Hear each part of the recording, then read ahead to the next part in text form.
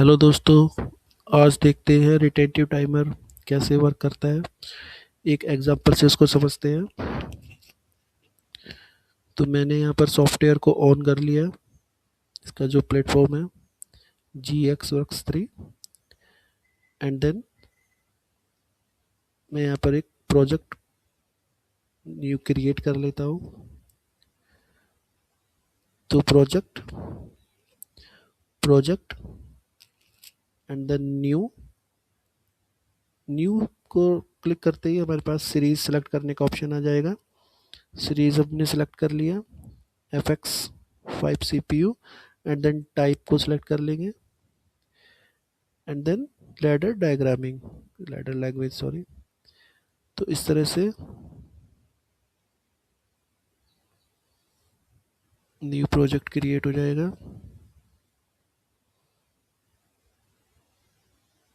एक new project create हो गया,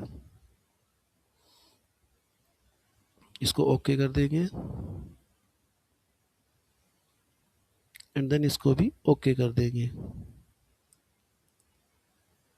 अभी हम जल्दी से एक इनपुट इसमें लगाते हैं x0 एंड देन ओके। एक स्टॉप पुश बटन भी लगा देते हैं। स्टॉप पुश बटन के लिए हमें एक NC लगाना होगा एंड एड्रेसिंग कर देते हैं X1।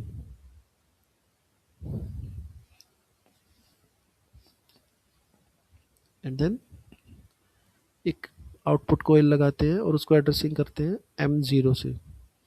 M एक इंटरनल बिट है। अभी इस इंटरनल बिट M0 को होल्डिंग के थ्रू परमानेंटली ऑन रखते हैं।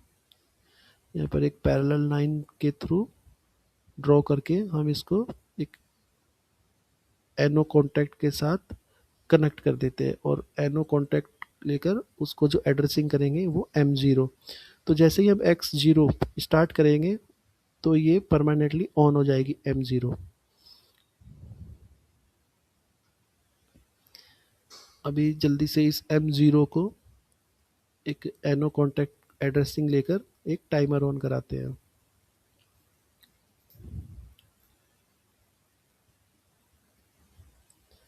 टाइमर का address output coil and then अभी हमें 100 मिली बेस सेकेंड का टाइमर लेना है। तो इसके लिए हमें बिकॉज और ये रिटेंटिव टाइमर है तो इसके लिए हमें एक एड्रेस देना होगा OUT space ST0 and then space K।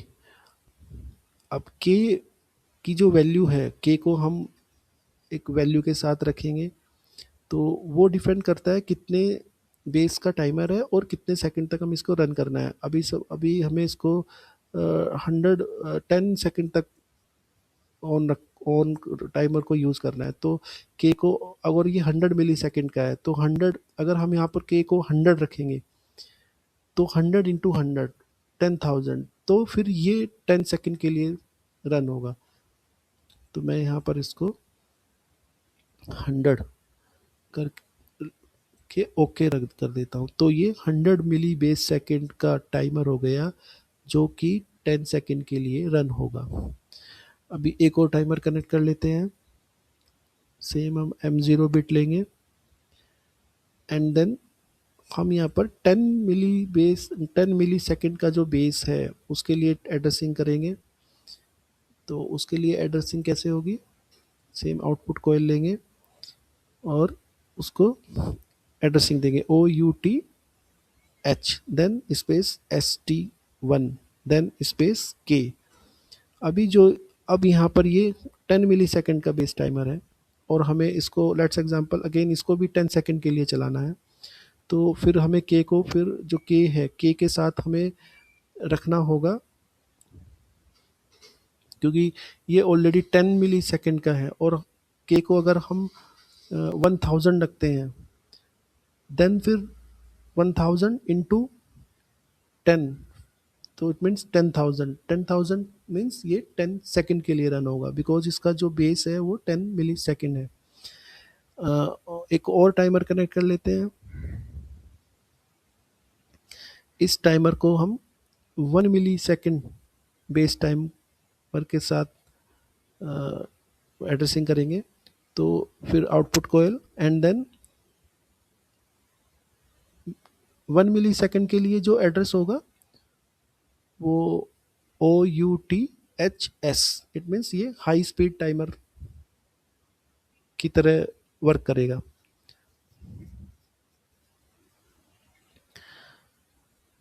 तो इसको हमें OUTHS and then space HS then space ST, हमने 0 भी ले लिया, 1 भी ले लिया, अभी हम 2 एंड देन स्पेस K। अभी ये 1 मिली सेकेंड का है और हमें इसको 10 सेकेंड के लिए रन करना है, तो ऑब्वियसली हमें इसको 10,000 के को वैल्यू को रखना होगा। तो इस तरह से हमने देखा कि 3 बेस के मतलब 100 मिली सेकेंड, 10 मिली सेकेंड और 1 मिली सेकेंड के हमने 3 टाइमर को लगाए। अब इनके साथ एक एक आउटपुट भी कनेक्ट कर देते हैं। हमने इसको, इसकी जो NO बिट है ST0 मतलब टाइमर ST0 की, उसके साथ एक आउटपुट कनेक्ट कर देते हैं। लेट्स एग्जांपल एक Y0 आउटपुट लिख देंगे। तो Y0 से एक आउटपुट कनेक्ट कर देंगे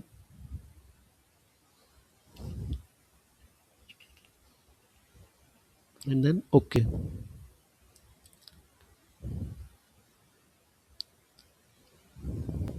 इसी तरह से जो ST1 है उसको भी एक आउटपुट के साथ कनेक्ट कर देंगे।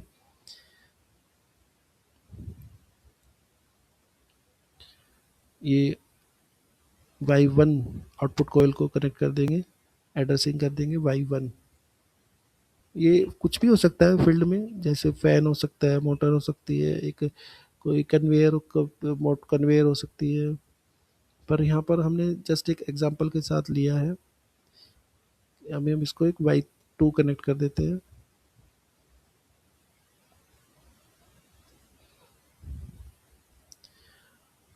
ओके,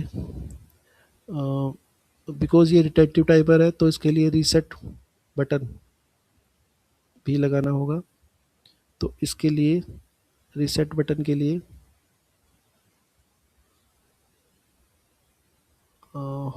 ओके, इसको हमें एक सिंपल इनपुट, जैसे हमें ऑपरेटर के पास कोई रीसेट बटन देना है, तो लेट्स एग्जांपल हमने उसको एड्रेसिंग कर दी X2, X2 से उसको एड्रेसिंग कर देंगे एंड देन उसको एक रीसेट बटन के साथ लगाएंगे। रीसेट एक एड्रेसिंग करेंगे और किसको रीसेट करना है, RST स्पेस जिस भी टाइमर को रीसेट करना है। सपोज सबसे पहले हम ST1 टाइमर को रीसेट करेंगे, तो ओके करते ही ये रीसेट एड्रेसिंग हो जाएगी। अभी हमने ST1 को तो रीसेट कर दिया, हम एक काम करते हैं, तीनों टाइमर को साइमल्टेनियसली रीसेट करते हैं। इसके लिए हम इनके पैरेलल में X2 के पैरेलल में X2 से ही पैरेलल में तीनों टाइमर को कनेक्ट करते हैं। सेम अगर रीसेट करना है तो RST space ST0 and then okay.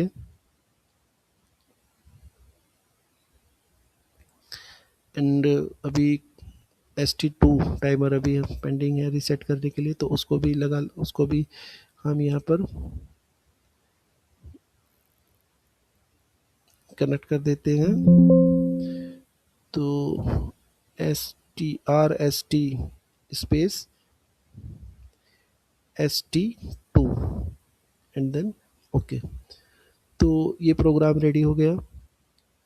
अभी इसको प्रोग्राम को एक बार चेक कर लेते हैं। सेम सबसे पहले इसको कन्वर्ट करते हैं। कन्वर्ट का ऑप्शन में जाकर कन्वर्ट, तो अब ये प्रोग्रामिंग मोड में कन्वर्ट हो गया। And then rebuild, convert option पे जाके रीबिल्ड ऑल, ये इसको ओके। रीबिल्ड से क्लियर हो जाएगा कि इसमें कितना वार्निंग है या कोई एरर तो नहीं है। इट्स गुड, कोई भी एरर नहीं है, कोई भी वार्निंग नहीं है। तो हमारा जो हमने प्रोग्राम, एक डमी प्रोग्राम बनाया है, वो वर्किंग ओके है, इसमें कोई एरर नहीं है। अभी इसको हम सिमुलेशन के थ्रू चेक करते हैं। Start simulation, program virtual PLC में डाउनलोड हो जाएगा। यस, अभी ये प्रोग्राम वर्चुअल पीएलसी में डाउनलोड हो गया। अभी हमें इसको ना प्रोग्रामिंग को एक बार क्रॉस वेरीफाई करते हैं कि whether it's program is working और नॉट, कि जो हमने टाइमर, रिटेंटिव टाइमर लगाएंगे, इस ये किस तरह से वर्क करेंगे। तो हमने x0 जो हमारा स्टार्ट पुश बटन है, उसको, उसकी वैल्यू को हम चेंज करेंगे या हम उसको पुश करेंगे, तो वो 0 से 1 एक्टिव हो जाएगा एंड देन टाइमर रन हो जाएंगे। तो हम x0 को रन करते हैं या उसको मॉडिफाई वैल्यू के थ्रू ऑन करते हैं। जैसे ही हमने x0 को ऑन किया, हमारे टाइमर ऑन हो गए, ST0, ST1, S5, ST2। तो जैसे ही वो अपना टाइम कंप्लीट करेंगे, आउटपुट ऑन हो जाएंगे। ST0, ST1, ST2 के साथ जो कनेक्टेड है, Y0, Y1, Y2। एक बार ऑफ करते हैं पावर को। पावर को जैसे ही हमने ऑफ पुश बटन से ऑफ किया, M0 ऑफ हो गया, बट टाइमर रीसेट नहीं हुआ और इसने अपनी वैल्यूज़ को होल्ड कर लिया। इट मीन्स पावर ऑफ होने के बाद भी आउटपुट ऑन ही रहे। तो ये ही रिटेंटिव टाइमर की वर्किंग है कि सपोज अगर पावर वर्किंग में ऑफ हो जाती है और मशीन साइमल्टेनियसली ऑफ हो गई, तो इस वजह से टाइमर भी, जो नॉर्मल टाइमर है वो ऑफ हो जाते हैं और जो उनके साथ कनेक्टेड आउटपुट है फील्ड में, वो भी ऑफ हो जाएंगे या पावर से डिस्कनेक्ट हो जाएंगे। पर ये रिटेंटिव टाइमर पावर से ऑफ और पावर ऑन ऑफ होने पर भी ऑफ नहीं हुए, आइदर हम कह सकते हैं ये रीसेट नहीं हुए। तो इनको अभी रीसेट कैसे करेंगे? हमारे पास रीसेट बटन है x2, इसको डीबग के थ्रू मॉडिफाई वैल्यू करेंगे। जैसे ही हम इसको रीसेट करेंगे, अब हमने देखा कि तीनों के तीनों आउटपुट जो कि कनेक्टेड थे टाइमर ST0 से, ST1 से, ST2 से, वो भी ऑफ हो गए। तो ये इस तरह के जो टाइमर हैं, ये हमारे प्रोग्रामिंग में, इंजीनियरिंग जितने भी मोस्टली जो मशीन्स होती हैं, क्रिटिकल मशीन्स होती हैं या छोटे बड़े प्रोग्रामिंग होती हैं, उनको हम यूज़ करते हैं। अभी रिटेंटिव टाइमर का काम होता है कि जो वो टाइमर या जो मशीन या जो कन्वेयर पावर ऑन ऑफ होने से पहले जितनी देर तक रन हो गई या जितनी आगे बढ़ गई, वो फिर पावर अगर किसी रीजन की वजह से ऑन ऑफ हुई है, तो वो अपनी पोजीशन को होल्ड कर लेगी। या कोई प्रोसेस जो रनिंग में है और वो 5 सेकंड के लिए रनिंग में है और पावर कट हो गई, 3 सेकंड के बाद पावर कट हो गई, तो अब जब जैसे ही पावर आएगी, वो जहाँ जो उसको पावर ऑफ होने से पहले पोजीशन थी, वो वहीं से स्टार्ट होगी। तो ये रिटेंटिव टाइमर का ये यहाँ पर यूज़ होता है। और बेसिकली ये जैसे एक और एग्जांपल के साथ, कि जैसे कोई मशीन है, मशीन ने 5 सेकंड के लिए या सपोज 10 सेकंड के लिए उसने प्रोसेस स्टार्ट किया और 8 सेकंड पे या 9 सेकंड पे पावर कट हो गई, या फिर ऑपरेटर ने होल्ड कर दिया कि नहीं अभी मुझे रुकना है, पॉज दे दिया तो टाइमर भी उसी सेकंड पर पॉज हो जाएगा। एंड जब तक पॉज रहेगा या जब तक हम उसको अगेन पावर आने के बाद तो ये फिर से स्टार्ट हो जाएगा, पर ज़ीरो नहीं होगा अनटिल जब तक हम रीसेट बटन प्रेस नहीं करेंगे। तो ये जो और यहाँ पर हमने देखा प्रोग्राम में कि हमने M0 बिट को लिया है, और M0 बिट इसकी पीएलसी की इंटरनल मेमोरी बिट होती है। आप इसको यूज़ कर सकते हैं M को, M0, M1, M2, M2। ये हर एक पीएलसी में, हर एक सीरीज़ में कुछ स्पेशल बिट भी रहती है। इनकी ये जो बिट्स हैं इनको हम एक अलग नेक्स्ट वीडियो में डिस्कस करेंगे कि इनका क्या यूज़ है। अभी तो यहाँ पर हमने ये जो तीनों टाइमर हैं ST0, ST1, ST2, इनको एक आउटपुट के साथ कनेक्ट किया था। और एक बार फिर से मैं बता देता हूँ कि जो ये ST0 टाइमर है इसका जो बेस है वो 100 मिली सेकेंड का है। अब 100 मिली सेकेंड है, एक बार में ये 100 मिली सेकेंड चलेगा एक पल्स में।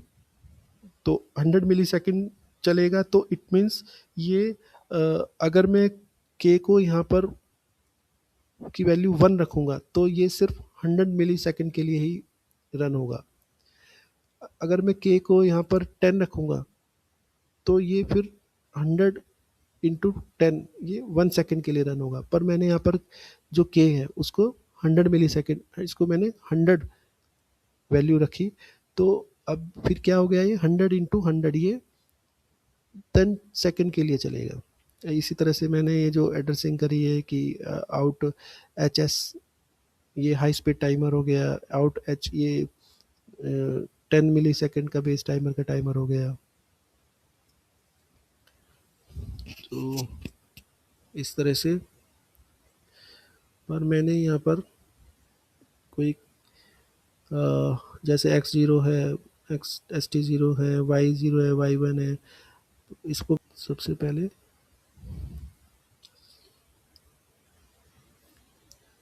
इसको इसकी होम डीबग में जाके इसको वैल्यू को 0 ही कर देते हैं। बाकी एक बार कमेंट देख लेते हैं कि हमारे पास प्रोग्राम में कौन कौन से कमेंट हैं।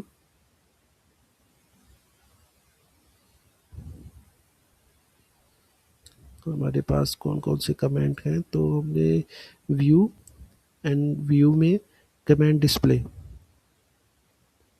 या कंट्रोल F5 से भी आप जाकर देख सकते हैं डायरेक्ट कि कौन कौन से हमारे पास एड्रेसिंग कमेंट है। कि X0 पर हमने यहाँ पर कुछ भी मेंशन नहीं किया है, तो हमें इस प्रोग्राम के लिए कमेंट सेक्शन में जाकर पहले कमेंट मेंशन करने पड़ेंगे कि ये पर्टिकुलर जो डिवाइस है वो किस डिवाइस से कनेक्ट किया है। ये हमें यहाँ पर उसकी एड्रेसिंग देनी होगी, उसका एक तरीके से नाम लिखना होगा।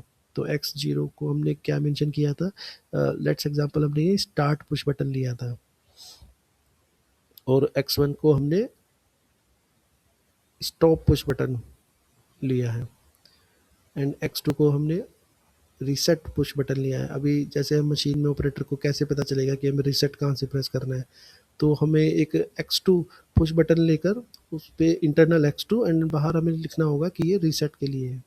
अभी डिवाइस नेम चेंज करते हैं M0, एक बार देखते हैं। M0 हमने सिर्फ इंटरनल होल्डिंग बिट के लिए लिया है, तो यहाँ पर वो भी मेंशन कर देते हैं internal holding bit.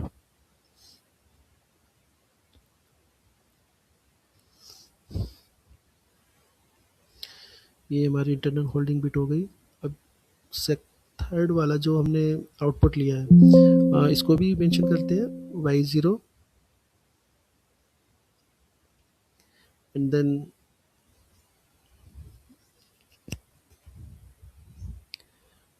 Y1 motor, Y2 motor 2। ये जस्ट एक एग्जांपल के लिए लिया है। ऐसे ही हमने जो टाइमर है, टाइमर को भी मेंशन करेंगे। टाइमर T0, टाइमर T0 हमने फ़ैन को कनेक्ट किया है, तो ये fan timer. And then T1 हमने एक मोटर को कनेक्ट किया है, तो timer motor. And then timer 2 हमने मोटर 2 को कनेक्ट किया है। तो जस्ट एक ये एग्जांपल है, तो जल्दी से देखते हैं कि ये प्रोग्राम बॉडी में जाकर हमारे कमेंट, हमारे सारे जो हमने कमेंट डाले हैं सब आ गए हैं एक्सेप्ट टाइमर पे, बिकॉज हमने जो टाइमिंग एड्रेस लिया है वो T0 T1 सिंपल टाइमर का एड्रेस हमने मेंशन कर दिया। पर हमने यहाँ पर जो रिटेंटिव टाइमर लिया है, तो इसका जो एड्रेसिंग होती है वो ST है।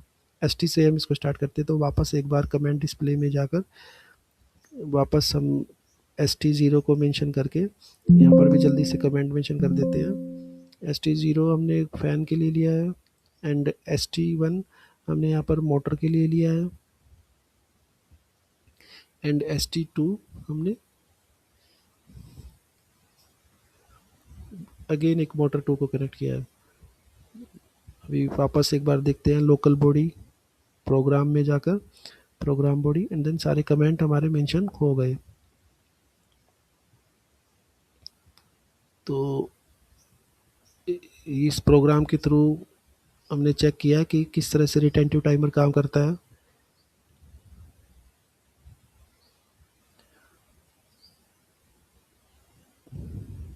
इसे हम किस तरह से रिटेंटिव टाइमर काम करता है और क्यों ज़रूरी होता है इसको रीसेट करना। अभी हमारे पास कमेंट भी आ गए हैं। हम इसको सिमुलेशन को ऑफ करते हैं, पर इससे पहले हम इसके कमेंट भी ऑफ कर देते हैं। तो हम इसको एक बार देख लेते हैं कि कमेंट डिस्प्ले में जाके जैसे ही हमने कमेंट पर ऑफ किया तो सब कमेंट ऑफ हो गए।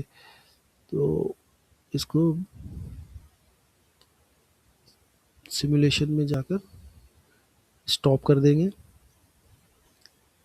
स्टॉप सिमुलेशन करते ही ये हमारा सिमुलेशन ऑफ हो गया। इसको हम प्रोग्रामिंग मोड पे से एडिट मोड में लाने के लिए F2 बटन प्रेस करेंगे, function button F2, and then इसको कंप्लीट। इस तरह से हमने देखा कि हम रिटेंटिव टाइमर को यूज़ कर सकते हैं। आज के लिए इतना ही। Thank you.